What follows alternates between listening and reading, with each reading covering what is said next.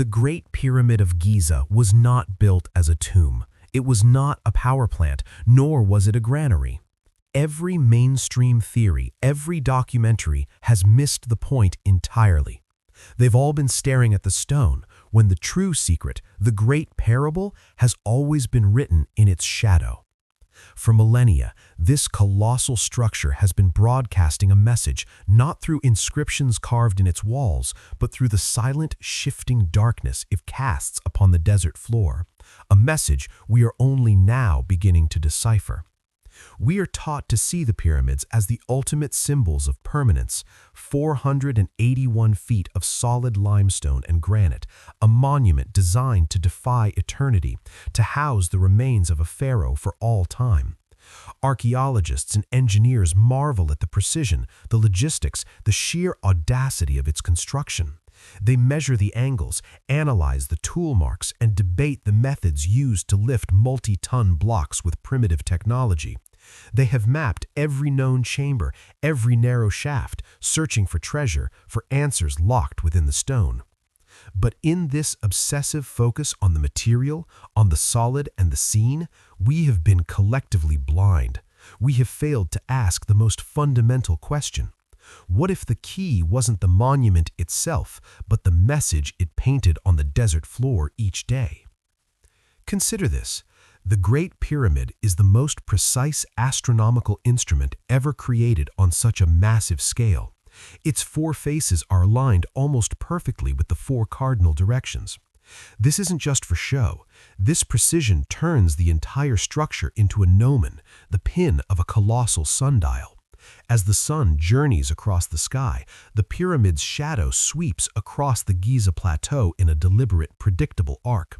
It marks the hours of the day, yes, but its function is infinitely more profound. It precisely marks the solstices and the equinoxes, the turning points of the year. The shadow becomes a celestial clock, a calendar of immense sophistication, anchoring humanity's time to the rhythms of the cosmos. But this wasn't just a calendar for harvests or festivals. It was a countdown, a timepiece tracking a cycle far grander than a single year. The ancient Egyptians were masters of symbolism. Nothing was without meaning. Why then would they create such an elaborate timekeeping device and leave its message so plain? The truth is, it wasn't plain at all. We believe the message is hidden in a language of shapes and movement. At the spring and autumn equinoxes, a unique phenomenon occurs. The shadow cast by the pyramid appears to perfectly touch the Sphinx. For a fleeting moment, these two titans of the ancient world are connected by a band of darkness. On the summer solstice, the shadow at noon shrinks to its smallest possible size, almost retreating into the pyramid itself.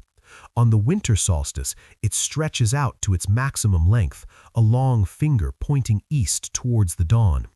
Ancient Hermetic texts speak of a divine language written in light and darkness. Could the moving hieroglyphs of the pyramid's shadow be what they were referring to? This is where the parable begins to reveal itself.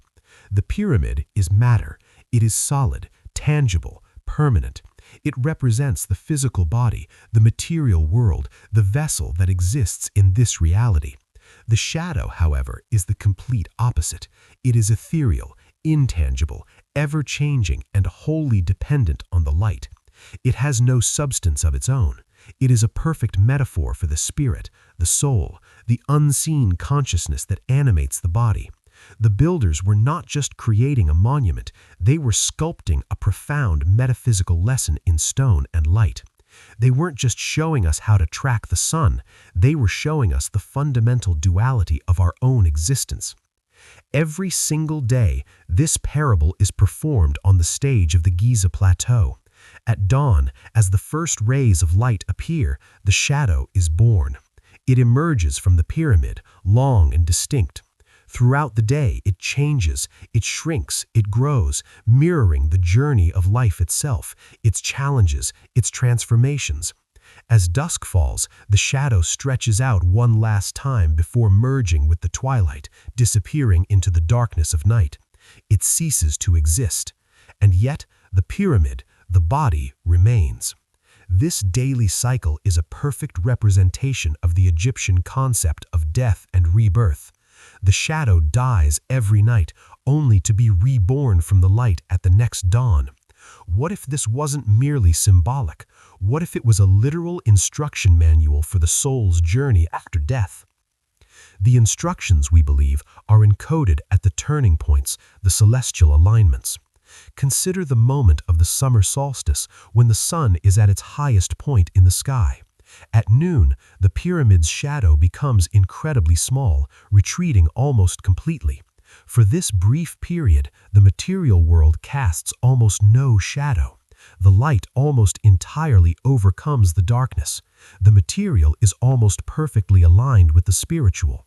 This was considered the most potent moment of the year, a time of immense spiritual power, a moment when the veil between worlds was at its thinnest.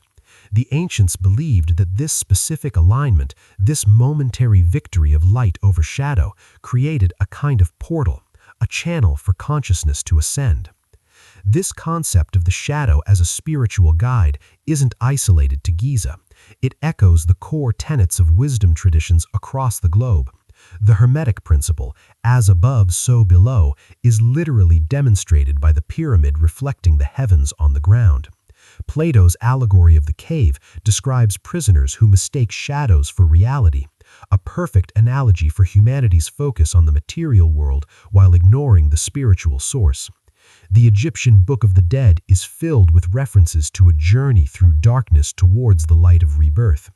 What if the Giza Plateau wasn't a graveyard for kings, but a university for the soul, and the shadow's daily journey was its primary textbook?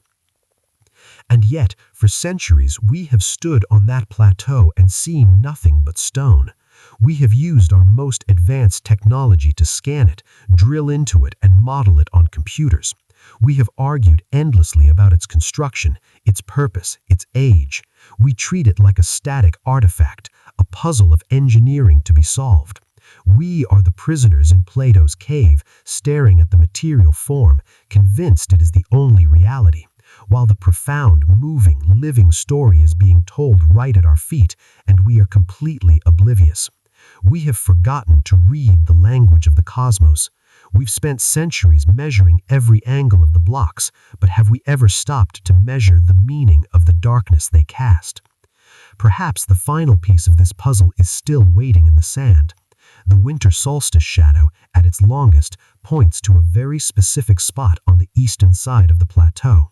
For years, this was considered nothing more than a coincidence of alignment, but recent non-invasive surveys of the Giza Plateau have yielded something extraordinary. Using ground-penetrating radar, researchers have detected a significant anomaly, a potential cavity or structure buried deep beneath the sand, located in the precise area indicated by the tip of that solstice shadow, a location that has, until now, been completely overlooked. Official reports call it a geological feature, but could it be the final destination the shadow has been pointing to for over 4,000 years?